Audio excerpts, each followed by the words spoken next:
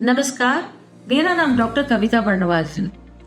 आज मैं बात करूंगी यूट्रस के ट्यूमर जिसे फाइब्रॉइड या लियोमायमा भी कहते हैं। कहा जाता है जिन महिलाओं को समय पर गर्भधारण नहीं होता है या शिशु नहीं होता है, उन महिलाओं में फाइब्रॉइड बहुत ही आसानी से हो जाता है।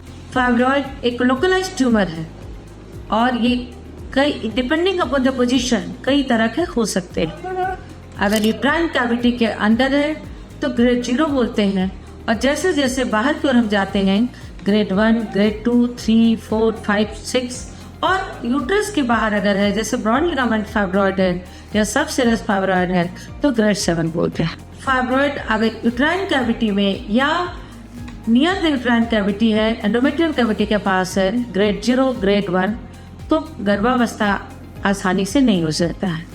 और अगर किसी वजह से महिला गर्भधारण कर भी लेती है तो उन महिलाओं में गर्भाशय होने के बहुत चांसेस रहते हैं। तो जब भी हम किसी इनफर्टिलिटी की पेशेंट को देखते हैं, उनकी जांच करते हैं, तो टीवीएस अल्ट्रासाउंड जरूरी है करना, और उस टीवीएस के द्वारा हम पता करते हैं कि महिला का गर्भाशय में कोई ट्यूमर तो नहीं है, फाइब्रॉइड तो नहीं है। छोटा फाइब्रॉइड अगर एंडोमेट्रियल कैविटी से बाहर है जैसे ग्रेड 3, 4, 5, तो वैसी स्थिति में प्रेगनेंसी आसानी से हो सकता है। लेकिन बड़ा फाइब्रॉइड या एंडोमेट्रियल कैविटी के नज़दीक का फाइब्रॉइड गर्भधारण में समस्या पैदा करता है, और ऐसी स्थिति में फाइब्रॉइड को निकालना बेहतर होता है।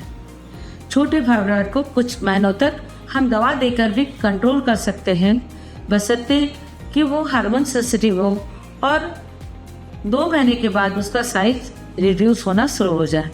कुछ दवाएं जो उपलब्ध हैं फाइब्रॉइड को ट्रीट करने के लिए जैसे मिफेप्रिस्टोन या एलागोलिक्स, और ये दोनों दवाइयाँ हम 2 महीने तक दे सकते हैं। कभी कभी जेनारस एगोनिस्ट भी दे सकते हैं। अगर फाइब्रॉइड श्रिंक करने लगता है तो हम उसको प्रेगनेंसी के लिए स्टिमुलेट करेंगे, और अगर फाइब्रॉइड का साइज एज इट इज है या बढ़ रहा है तो वैसी स्थिति में IVF की सहायता की जरूरत पड़ सकती है। धन्यवाद।